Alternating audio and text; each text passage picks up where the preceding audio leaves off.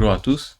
Aujourd'hui, on va essayer de sécuriser notre connexion de notre PC Windows vers le serveur Ubuntu par le SSH Secure Shell avec une clé privée et une clé publique au niveau du serveur. On va s'appuyer sur l'intelligence artificielle pour nous aider à réaliser cette tâche. Donc là, je vous montre juste la partie VMware. J'ai un serveur Unix qui est ici et j'ai le PC l'IA.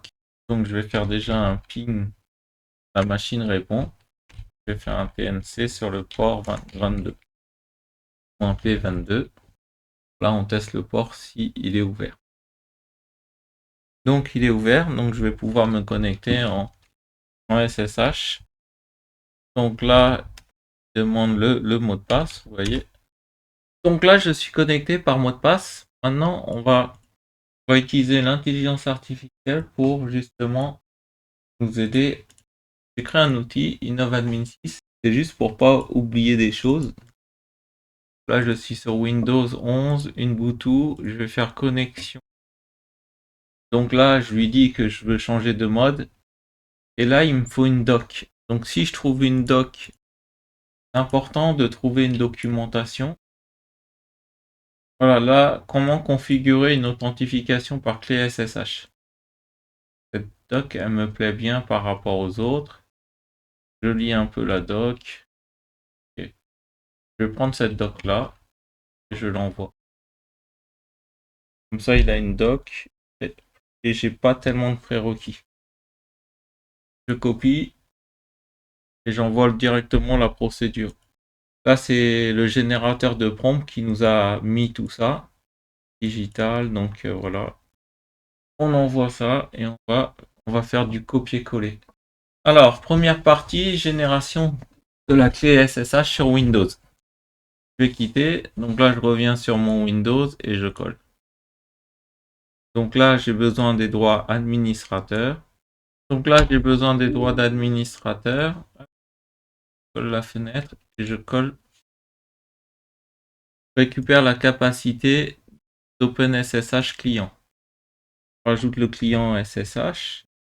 Il est fort probable que j'avais déjà la capacité de faire du SSH. J'aurais pas forcément dû faire ces deux commandes.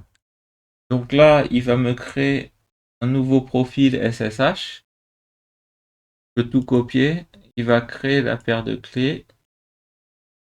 Et là, je vais faire ça. Je vais copier et je vais coller ça. Il va le créer s'il n'existe pas. Donc, qu'est-ce qu'il a fait? Il est parti dans mon profil IA. Et il a créé ce dossier-là.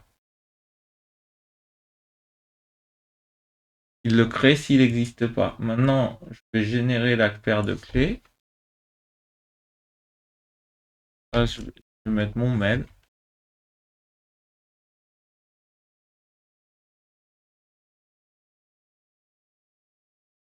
Là, je dois appuyer Entrée pour accepter le chemin par défaut.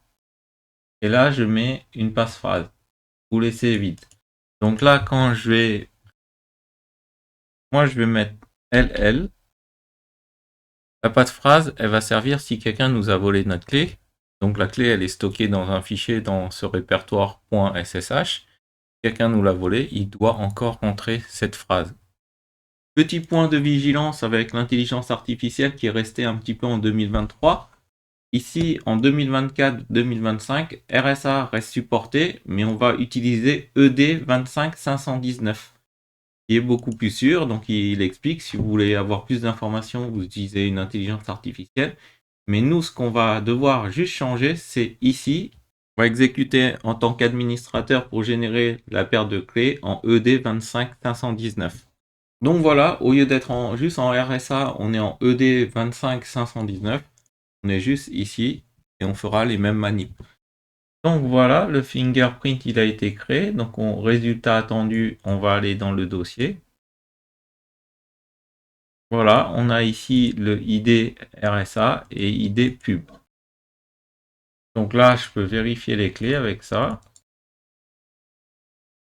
Donc voilà, j'ai les clés ici. Et si on veut afficher le contenu, on va afficher le contenu. Copier entièrement le contenu affiché. besoin de copier entièrement tout. Ça, c'est la clé publique. Donc voilà la clé publique. Configuration du côté serveur. Donc voilà, on doit se connecter ici. Là, pour l'instant, je rentre avec le mot de passe. Donc là, je dois créer le répertoire. Donc là, le répertoire se crée directement ici. Donc vous voyez, j'ai mis PWD pour voir où je suis. Je suis dans mon home.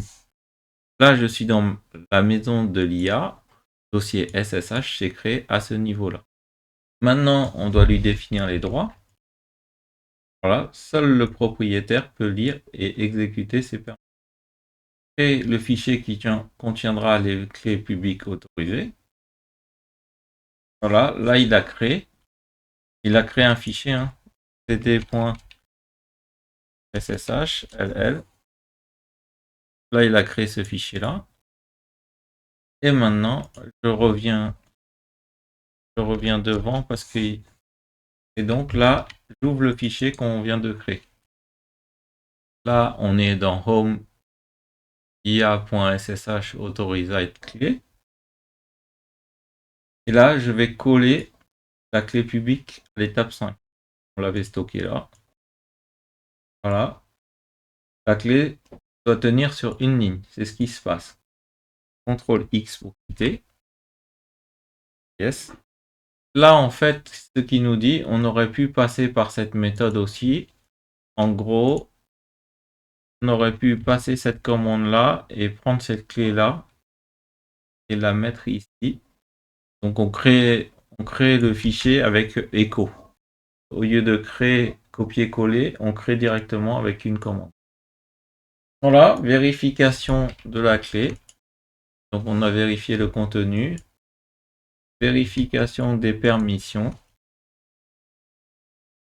Donc 4426 date et heure 2 ici et un read wait. Donc on est bon. Test de la connexion depuis Windows sans se déconnecter du serveur. Donc je vais ouvrir un nouveau PowerShell et je vais me connecter. Voilà, là il nous demande la passphrase. Voilà, on a réussi à se connecter SSH. Donc là, on va créer un petit sauvegarde de la config. Je pense qu'il m'a déconnecté d'ici. En fait, il copie la SSH config vers la config backup. Voilà, permet de sauvegarder, restaurer en cas de problème. Donc là, on ouvre la config. On va trouver les instructions CTRL W pour rechercher. Et on va rechercher public authentification. CTRL W, CTRL V, publier authentification. Entrée et on l'a trouvé. Et ici, on décommente pour prendre yes. CTRL V, CTRL V. Là, on recherche password d'authentification. Là, on met non. Ici, publier authentification, on a mis yes. Password d'authentification. Oh. Et challenge réponse, ça, on a mis non. Il n'y a pas de challenge. Donc voilà, il explique, hein, on active la clé par public, on désactive l'authentification par mot de passe, désactive les défis d'authentification avant de redémarrer, aucun message, donc c'est bon. On vient de tester le SSHD, il n'y a pas de message, sinon on aurait une erreur si on avait fait une erreur de config. Si erreur, on restaure la sauvegarde. OK. Donc on revient le fichier de backup vers le fichier de config de SSHD. On redémarre le service et on vérifie le statut. Donc là, je vais lui dire qu'on a eu un fail to restart. Donc c'est juste SSH au lieu de SSHD. Et on vérifie le statut. Et active running. Donc on exit encore. Et on refait un test. Là, la passphrase de la clé. Voilà, je suis connecté. Vérifier que le mot de passe ne fonctionne plus. Voilà. Donc là, je mets et ce qu'il m'a dit.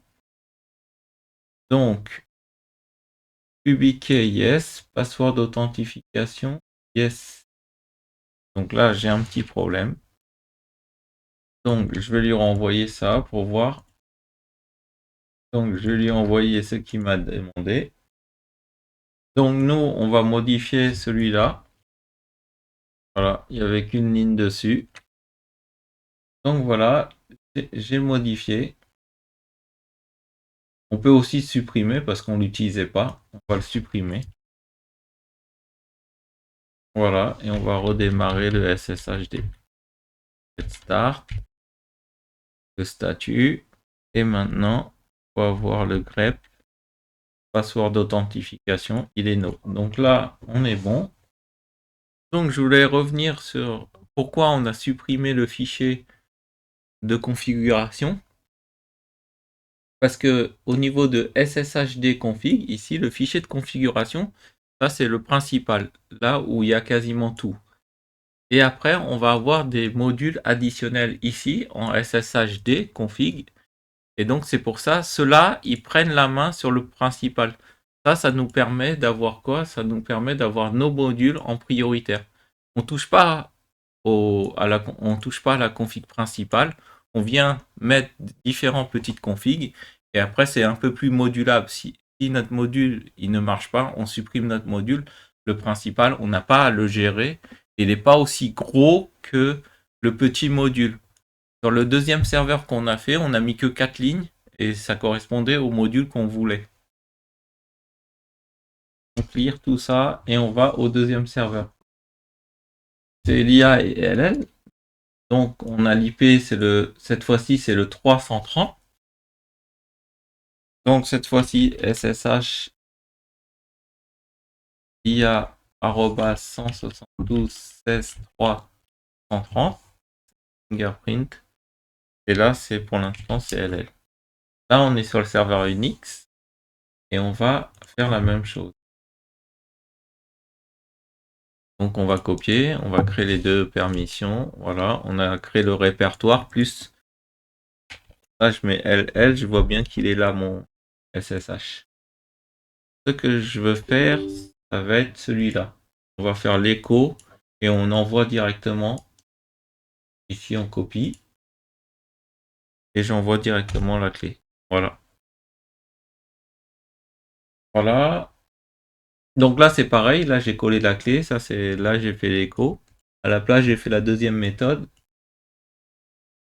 Définir les permissions du fichier. Donc là j'envoie les permissions. Donc là, je vais vérifier. Je vois bien le contenu de la clé. Et là, je revérifie les permissions. Bon, les permissions devraient être bonnes puisque on les a faites avec lui. Tester sans se déconnecter. Tester la connexion sans se déconnecter. Là, j'ouvre un nouveau PowerShell. Et maintenant, je vais tester la clé SSH. Voilà, et là, il nous demande, vous voyez, là, c'est plus le mot de passe, c'est la passe-phrase de la clé. Donc voilà, là, on est connecté. Là, je peux continuer ici. On fait la même chose, on désactive l'authentification par mot de passe. On backup la config. On backup la config, sudo cat. Donc ici, il me crée directement un fichier du module additionnel qu'on avait vu tout à l'heure dans sshd_config.d. Donc là, LL. Là, cette fois-ci, il a créé disableconf et ça, je vais le remove le 5. Voilà. Ici, on peut remove. Ici, il en fait un backup d'abord et après, il le remove. Il n'y a rien, mais on va faire pareil. Donc voilà, il en a fait un backup, il a remove le fichier. Voilà, on vérifie. La configuration, elle est valide. Configuration valide. On redémarre le système. Et on vérifie la configuration. Public key, authentification, non. Donc voilà, l'intelligence artificielle nous a permis de mettre en place une authentification par clé publique, clé privée. InnoveAdmin 6 est déjà disponible dans InnovePrompt. En fait, InnoveAdmin 6 permet juste d'être plus précis dans les demandes qu'on lui fait, ne pas oublier le système d'exploitation source, destination, ou bien la documentation et les prérequis. Merci d'avoir regardé la vidéo jusqu'à la fin. N'hésitez pas à nous mettre un like, Innove l'IA, parce que la connaissance ne devrait jamais avoir de prix.